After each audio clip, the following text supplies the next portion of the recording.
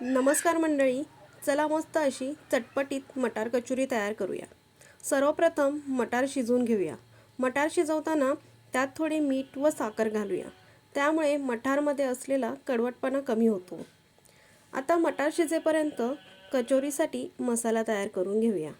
त्यासाठी आपल्याला हिरवी मिरची, आलं, जिरं, धने, बडीशेप घेऊया। हे सर्व मिश्रण मिक्सरला जाडसर वाटून घेऊया। आपला मसाला तयार झालेला आहे। आता आपण कचोरीसाठी पीठ मळून घेऊया। पीठ मळण्यासाठी 2 चमचे गव्हाचे पीठ, ओवा, रवा, मीठ व 2 चमचे तेल घालून पीठ छान मिसळून घेऊया, म्हणजे कचोरी छान खुसखुशीत होते। आता थोडे थोडे पाणी घालून पीठ भिजवून घेऊया। आपण चपातीला ज्याप्रमाणे पीठ भिजवतो त्याप्रमाणे पीठ मऊसूत असे भिजवून घ्याव्या, त्यामुळे कचोरी आपली मस्त अशी खुसखुशीत होते। पीठ आपले भिजवून झालेले आहे। आता आपण ते एका कॉटनच्या कपड्याने 15 मिनिटं झाकून ठेवूया। आता आपण कचोरीसाठी सारण तयार करून घेऊया। सारण तयार करण्यासाठी सर्वप्रथम पॅनमध्ये तेल गरम करून घेऊया। तेल गरम झाल्यानंतर त्यात थोडे हिंग टाकून हिंग छान तेलावर परतून घेऊया। हिंग परतल्यानंतर त्यामध्ये तयार केलेला मसाला टाकून तो पण तेलावर छान परतून घेऊया। मसाला परतून झाल्यानंतर शिजवून घेतलेला मटार टाकून घेऊया व तो पण छान मसाल्यामध्ये मिक्स करून घेऊया। आता मटार परतून झाल्यानंतर त्यामध्ये आमचूर पावडर, थोडीशी साखर, चवीनुसार मीठ घालून हे सर्व मिश्रण मटारमध्ये छान मिक्स करून घेऊया। हे सर्व मिश्रण मटारमध्ये मिक्स करून झाल्यानंतर स्मॅशरनी मटार छान बारीक करून घेऊया।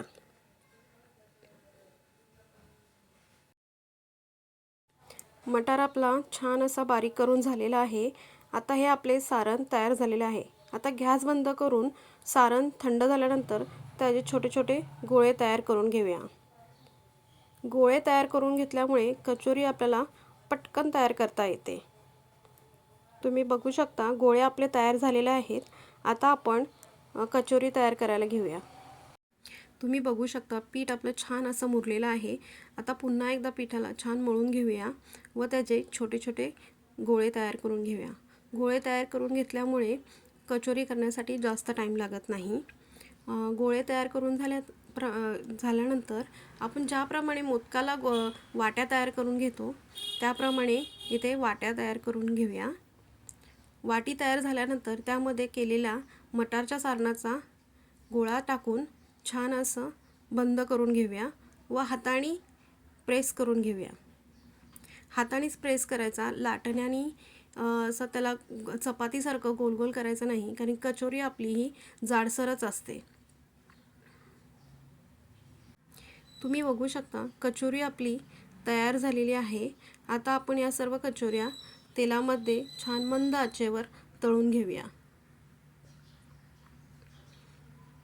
कचोरी ही मंद आचेवरच तळून घ्यायची, त्यामुळे ती आतमध्ये पर्यंत शिजल्या जाते आणि व्यवस्थित अशी मस्त अशी खुसखुशीत होते।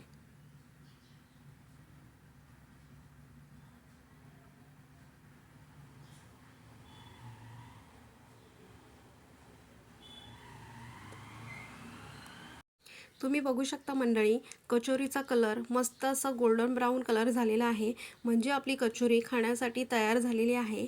आता आपण ही कचोरी एका प्लेटमध्ये काढून सॉस बरोबर किंवा चटणीसोबत खाऊ शकतो। तुम्हाला दाखवते मंडळी कचोरी आपली कशी मस्त अशी क्रिस्पी अशी झालेली आहे। तुम्ही बघू शकता कचोरी आपली मस्त अशी खुसखुशीत तयार झालेली आहे। जर तुम्हाला ही कचोरीची रेसिपी आवडली असेल तर चॅनलला लाईक, शेअर आणि सबस्क्राईब करायला विसरू नका। मंडळी, कचोरी खूपच मस्त झालेली आहे, तुम्ही नक्की ट्राय करून बघा। आणि पुन्हा एकदा रेसिपी आवडल्यास चॅनलला लाईक, शेअर आणि सबस्क्राईब करायला विसरू नका। धन्यवाद।